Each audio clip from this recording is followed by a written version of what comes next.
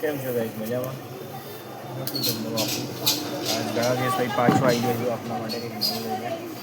તો બધા એમ કહી રહ્યા છે કે હું તમને યુટ્યુબ પર શોર્ટ્સ અપલોડ કરો એક નવી ટેકનિક બતાવું. તમે એ ટેકનિક મુજબ કરો તો તમારો યુટ્યુબ વિડીયો 100% વાયરલ થઈ જશે.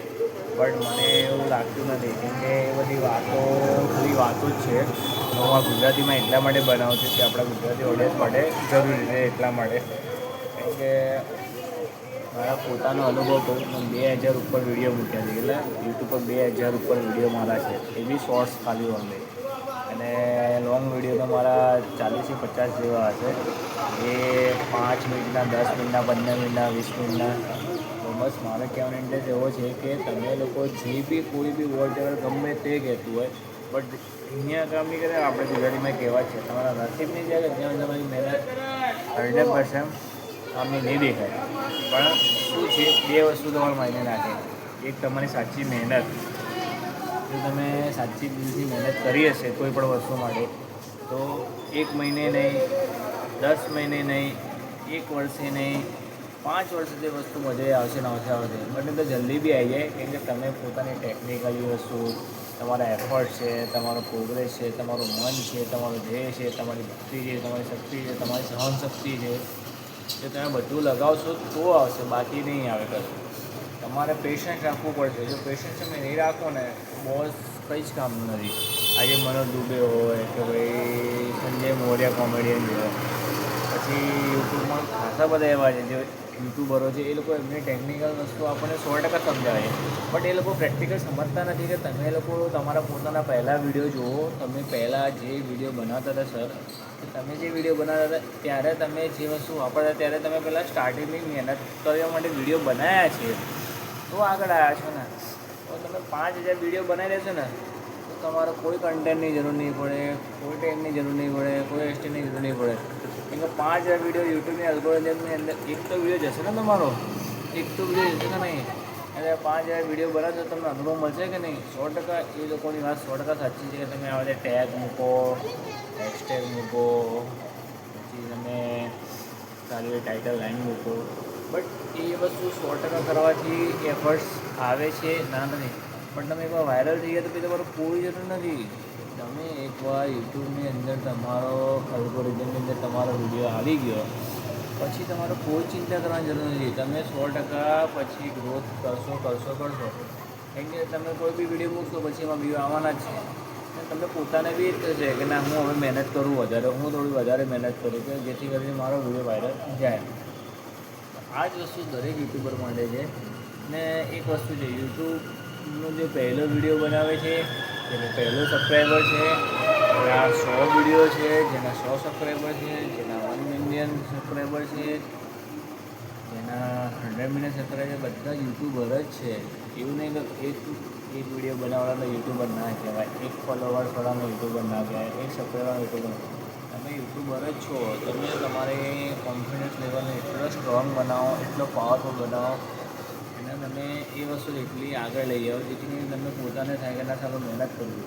આજે હું પોતે વિડીયો મૂકું છું ને, મને થાય છે કે મારે 6 વ્યૂ 10 વ્યૂ હું મૂકી દઉં, પણ મેં નક્કી કર્યું છે ગમે તે થાય આપણે તો મૂકવા છે. શું થશે? યુટ્યુબવાળા આપણને વ્યૂઝ ઓછા હાલે છે ને, કંઈ વાંધો નહીં. આપણે એના અલ્ગોરિધમમાં એકવાર તો એન્ટર થવું છે. તો તમે એકવાર એન્ટર થઈ ગયા તો પછી તમારે કોઈ ચિંતા કરવાની નથી. અને ગુજરાત ઓડિયન્સ માટે તો ખાલી કહું ને, તો તમે ગુજરાતી ડાયલોગ એવા છે, ગુજરાતી જોક્સ એવા છે, કપલ જોક્સ એવા છે, સિંગલ જોક્સ એવા છે, કોમેડી જોક્સ એવા છે, ફની જોક્સ એવા છે, કે સારા એવા આપણા ગુજરાતી ઇન્ફ્લુએન્સર બી છે. તો લોકો નાની વાતો મસ્તી કરવામાં એ બધામાં આગળ આવી ગયા છે. લાઈક થોડી ઘણી મસ્તી કમેન્ટ કરો, થોડા વિડીયો બનાવો શોર્ટ્સ એવા. અને તમે કોઈના બી વિડીયોની અંદર શોર્ટ્સ લઈને મ્યુઝિકની અંદર જે એનું ખાલી લિપસિંગ કરશો ને, તો બી તમે થશો. પણ તમે ખાલી હાઇલાઇટ બનાવી, તમે કેપ્શન બનાવી દો અને થંબનેલ સારો બનાવી દો, તો બી થશો વાયરલ. વાયરલ થવા માટે કશું જ એવું નથી કે તમે નહીં થઈ શકતા. તમે ટ્રાય તો કરો યાર. ટ્રાય કર્યા વગર કશું જ નહીં. અને હું બરાબર મારું રોજનું વ્યૂઝ 2000થી 3000 જેટલું થાય છે. તો હું એ 2000ને ડાઉનફોલ લાવી દઈશ તો નહીં મજા આવે. મારે એને અપગ્રેડ કરવા માટે મારે વ્યૂ લિસ્ટ તો વધારવું પડશે ને, મારે રોજ વિડીયો બનાવવા પડશે ને. હું રોજના 5-6 વિડીયો બનાવું જ છું. 5-6માંથી મારો એક વિડીયો હોય તો જે 500-1000 લઈ આવે છે, મારું કામ થાય છે. બસ અને રોજના 5-6 વિડીયો બનાવવા એવું કશું જેવું નથી. આપણે જે 15-20 મિનિટ ના હોય, આપણે 15 મિનિટ હોય ને એને 4 વિડીયો બને. આપણે 3 મિનિટનો વિડીયો બનાવવાનો, 1 મિનિટનો વિડીયો બનાવવાનો, એમાં બિચારા કશું જ નહીં. તમે ચાલુ કરો ત્યારે તમારા સ્ટોરીની અંદર બધા જ વિડીયો આવે છે. તમારે મહેનત કરવા છે કે તમારે શું કરવું છે. ને હું તમને કઈ સ્ક્રીન રેકોર્ડિંગ તમને નથી બતાવવા માંગતો કે તમે આ વસ્તુ કરો, આમ કરો, તેમ કરો. 100% બધી જ વાત 100% સાચી. બધા સાહેબો, બધા યુટ્યુબરો હોય તો બધા સાચા, પણ યાર મહેનત તો કરો. ભાઈ આ બધી શું જરૂર છે? આજે તમારી મહેનત 100% હશે તો તમારે કશું જરૂર નથી. તમારા કન્ટેન્ટમાં ન મળશે, તમારી ઓડિયન્સ તમારી જોઈએ છે. ઓડિયન્સ ક્યાંથી જોડે છે? તો તમારા જોડે વિડીયો તો એવો હોવો જોઈએ ને.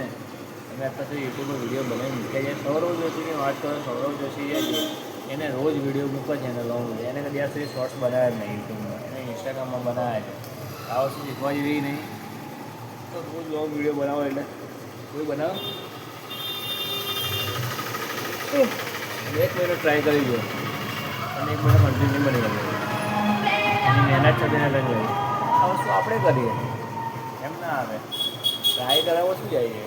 3 મહિને મહેનત કરો, એમ લાગીએ તો ભગવાન 100% તમારા નીચે આવશે ને આવશે. અને એકવાર આમાં તમે આવી ગયા સક્સેસફુલ તો પછી તમારે કોઈ ટેન્શન નથી. બસ મહેનત કરો, મહેનત કરો, મહેનત કરો. ઓકે ગાઈસ, નવા વિડીયો જોવા માટે મારી ચેનલ સબસ્ક્રાઈબ કરો. મને ખબર છે કે વિડીયોમાં કશું જ નથી, ખાલી વાતો જ છે. પણ વાતો કરવા માટે બી આપણે વાત કરવા માટે બી આપણે વિડીયો બનાવ્યો છે. હું બી બનાવો.